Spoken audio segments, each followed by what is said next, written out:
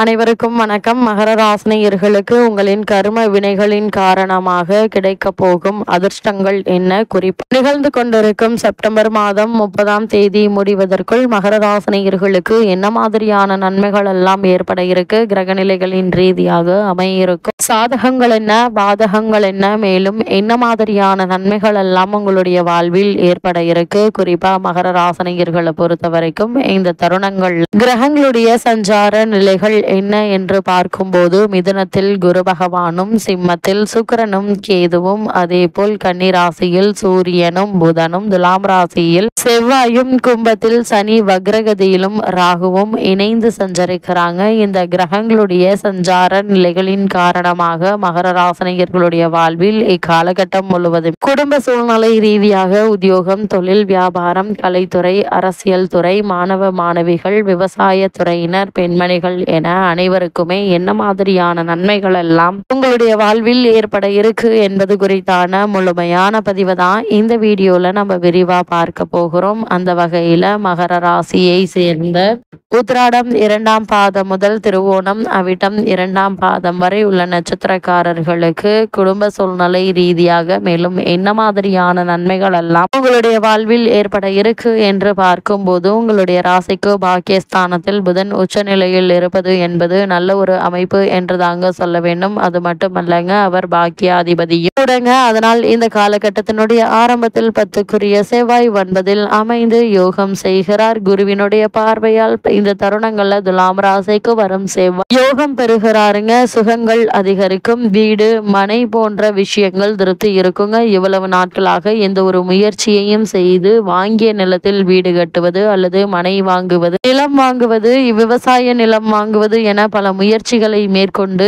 எந்த ஒரு முயற்சியும் பலிக்காமல் ஏதோ ஒரு விதத்தில் கைப்பணம் கரைந்து கொண்டிருப்பவர்களுக்கு இந்த வாரம் நல்ல ஒரு முன்னேற்றத்தை எதிர்பார்க்கலாங்க. அந்த அளவிற்கு நல்ல ஒரு வீடு அல்லது மனை அமைவதற்கான வாய்ப்புகள் இருக்கு. இருந்தாலும் கூட ஆவணங்களை சரிபார்த்து அதற்கு பிறகு கையெழுத்திடுவது நல்லதுங்க. வீடு மனை போன்ற விஷயங்கள்ல திருப்தி இருக்கும். வீட்டை பழுது பார்க்கும் பணி வெற்றிகரமாக நிறைவேறுங்க. வீட்டில் மங்கள நிகழ்ச்சிகள் நடைபெற வாய்ப்புகள் இருக்கு. உத்தியோகத்தில் உள்ளவர்களுக்கு பதவி உயர்வு, சம்பள உயர்வு ஆகியவை கிடைக்கும் அமைப்பு உண்டு என்பதையும் கிரகநிலைகள் தெளிவுபடுத்துதுங்க. தசாபுக்திகள் ஒத்துழைத்தால் நிச்சயமாக உங்களுக்கு கிடைக்கும் என்பதுல எந்த ஒரு சந்தேகமும் இல்லைங்க. மேலதிகாரிகளிடம் பாராட்டு கிடைக்க இருக்கு. தைரியமும் தன்னம்பிக்கையும் அதிகரிக்குங்க. எந்த ஒரு முயற்சிகளை மேற்கொண்டாலும் நிச்சயம் உங்களுக்கு வெற்றி கிடைப்பதற்கான வாய்ப்புகளே அதிகம் இருக்கு என்பதை கிரகநிலைகள் உங்களுக்கு உறுதியளிக்குது. அது மட்டும் இல்லாம மகர ராசினியர்களை பொறுத்த வரைக்கும் இத்தருணங்கள்ல மேலும் என்ன மாதிரியான நன்மைகள் எல்லாம் ஏற்பட இருக்கு என்று பார்க்கும்போது 6ல் குரு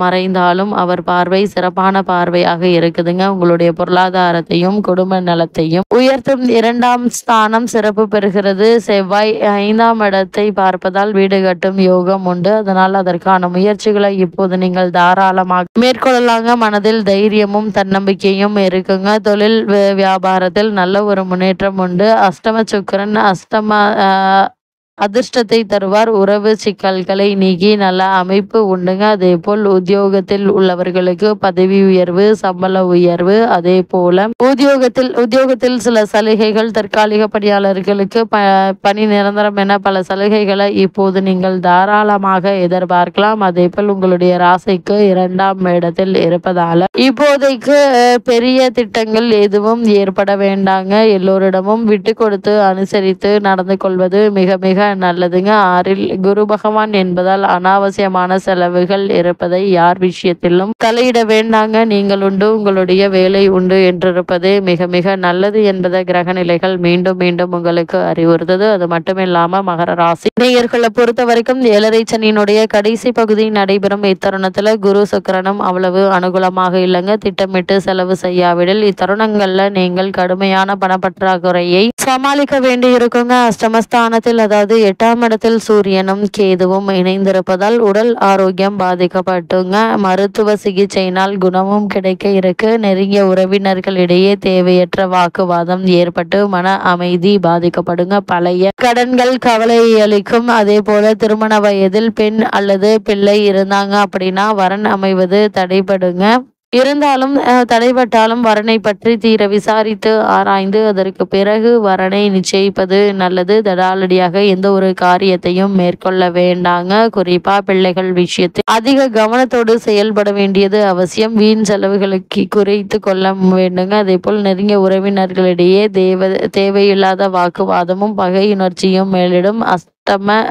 ஸ்தானத்தில் குலவும் சூரியன் மற்றும் கேதுவினுடைய நிலையினால ஏதாவது ஒரு உடல் உபாதை மருத்துவ சிகிச்சை தேவைப்படக்கூடுங்க. திருமண அதே போல் இத்தருணங்களில் வெளியூர் பயணங்கள் ஏமாற்றமே மிஞ்சும். அதனால் அதிக கவனத்தோடும் எச்சரிக்கையோடும் இருப்பது அவசியங்க. அதே போல் மகர ராசியை சேர்ந்த உத்தியோகஸ்தர்களுக்கு மேலும் என்ன மாதிரியான நன்மைகள் இந்த செப்டம்பர் மாதம் 30ஆம் தேதிக்குள் நடைபெற இருக்கு என்று பார்க்கும்போது, ஏழரை சனியினுடைய கடைசி பகுதியின் போது சனி பகவான் ஏதாவது ஒரு நன்மை செய்வார் என கூறுகிறது பூர்வ பாராச்சரியம் என புராதன நூல்கள். தற்காலிக பணியில் உள்ள அன்பர்கள் அவரவரது பணிகள்ல நிரந்தரம் செய்யப்பட இருக்கீங்க. புதிய வேலைக்கு முயற்சித்து வருபவர்களுக்கு நல்ல ஒரு வேலை கிடைக்க இருக்கு. வெளிநாடு சென்று பணியாற்ற வேண்டும் என்ற விருப்பம் இருந்துச்சு அப்படின்னா அதற்கான முயற்சிகளை இப்போது நீங்கள் தாராளமாக முயற்சிக்கலாங்க. நல்ல ஒரு முன்னேற்றம் ஏற்படுங்க. அது மட்டும் இல்லாம தொழில் மற்றும் வியாபாரம் செய்பவர்களை பொறுத்த வரைக்கும் சந்தையில் போட்டிகள் கடுமையாக இருப்பினும் உங்களுடைய பொருட்களுக்கு நல்ல வரவேற்பு கிடைக்க இருக்கு. நல்ல விலையை தற்போது நீங்கள் தாராளமாக எதிர்பார்க்கலாம். நிதி நிறுவனங்களுடைய ஒத்துழைப்பும் உங்களுக்கு கிடைக்க இருக்கு. புதிய விற்பனை நிலையங்கள் திறப்பதற்கு ஏற்ற ஒரு காலகட்டம் என்று தாங்க சொல்ல வேண்டும். சக கூட்டாளிகள் உங்களுக்கு ஒத்துழைப்பாங்க.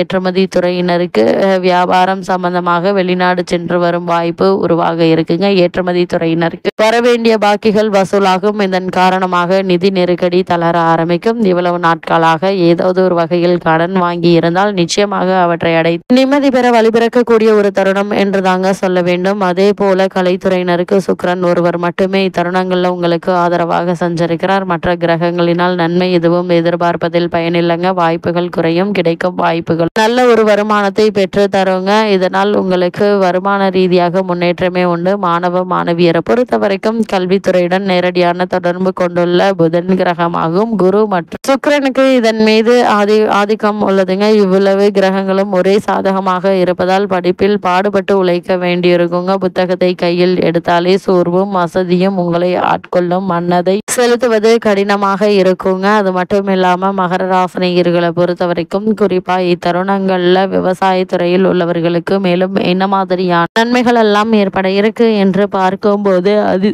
அத்தியாவசியமான பொருட்களான தண்ணீர், உரம், விவசாய வசதிகள், கால்நடைகள் குறைவில்லாமல் கிடைக்குங்க. இருந்தாலும் மிக கடுமையான வெயிலில் வியர்வை சிந்தி உழைக்க நேரம். இதுவே உங்களுடைய ஆரோக்கியத்தை பாதிக்கும் என்பதால் சிறு உடல் உபாதை என்றாலும் கூட உடனே மருத்துவரிடம் அணுகி சிகிச்சை பெறுவது நல்லது. பெண்மணிகளை பொறுத்த வரைக்கும் ஆரோக்கியத்தில் பாதிக்கப்படும் காரணமில்லாத கற்பனையான குடும்ப கவலைகள் உடல் நலனை பாதிப்பதற்கான வாய்ப்புகள் இருக்கு. அதனால் அவற்றை பற்றி கவலைப்படாமல் நீங்கள் உண்டு உங்களுடைய வேலை உண்டு என்றிருப்பது நல்லது.